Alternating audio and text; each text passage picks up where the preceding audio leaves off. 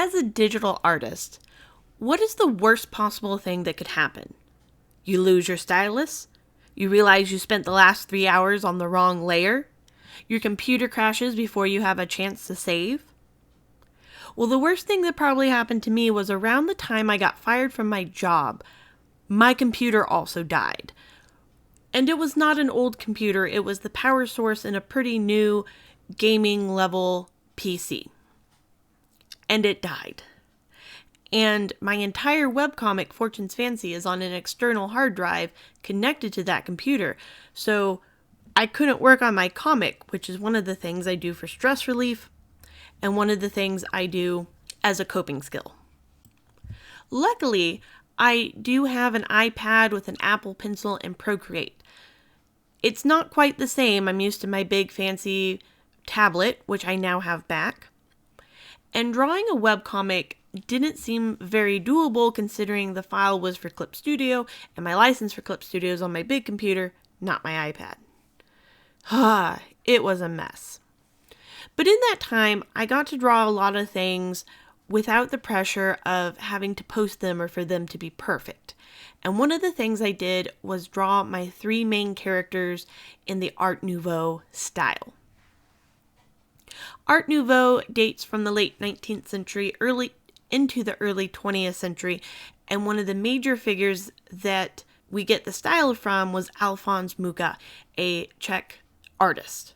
He does these beautiful posters of women with flowing hair, flowing dresses, and these beautiful, ornate, somewhat organic shapes as the background. You've probably seen a lot of Art Nouveau pieces and may not know exactly what name to give to them. This is Drexel, the main character in my webcomic Fortune's Fancy. I started with him because as a wizard he wears robes, which translated into Mucha style much easier than if he was wearing pants. I also gave each character flowers, so Drexel's is the daisy. I selected a daisy because it's a symbol of innocence. When he was younger, his headmaster found out that he had a boyfriend and threw a fireball at him. He has a sense of innocence about him that he doesn't know what to do when he likes a guy. It also represents for me around the time that I was creating Fortune's Fancy that I was struggling with accepting in my own childhood that some of the things that happened to me were pretty traumatic. I know that seems weird. How did you make it to adulthood and not know your childhood was traumatic? My mom is very dismissive and would deny that anything traumatic happened to me because it wasn't as bad as what happened to her as a child. Trauma is not a pissing contest. You are valid in having hurt from a trauma, even if it isn't as bad as someone else's. The next character I draw is Archimedes, who is a traveling fortune teller and meets Mira and Drexel. He likes Drexel, but he also understands that Drexel isn't going to as openly return the feelings, at least not towards the beginning of the story.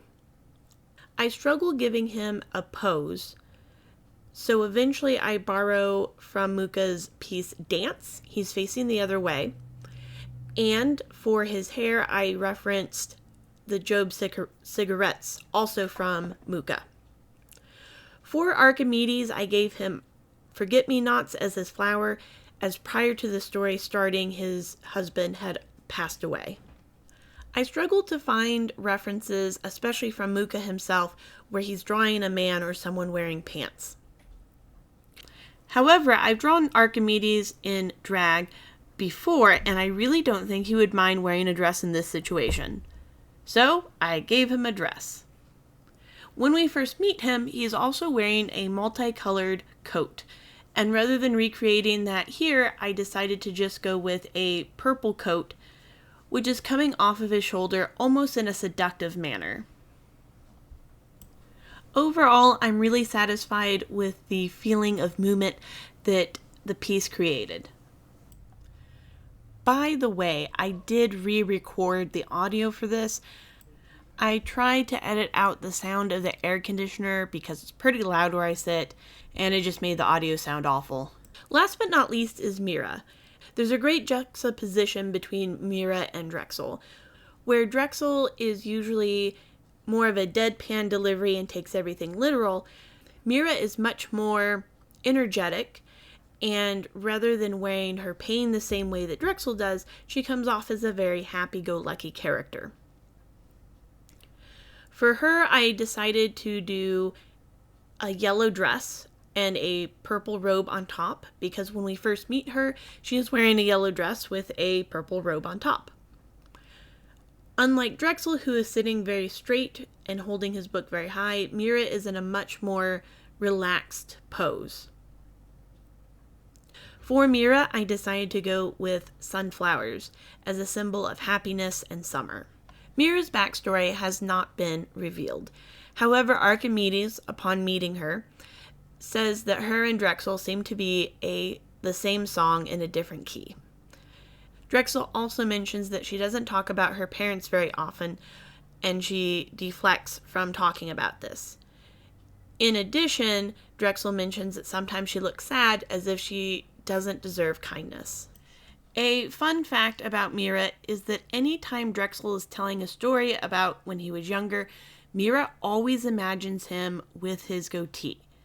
Even as a child and a baby, in her mind, he always has a goatee. I'm really happy that I did get my PC to work again, and it was just the power source. However, being able to draw characters in this style just for the fun of it turned out to be a really enjoyable exercise. If you like this video, please be sure to give it a like or a comment down below, or even better, a subscribe. And I'll see you in the next one.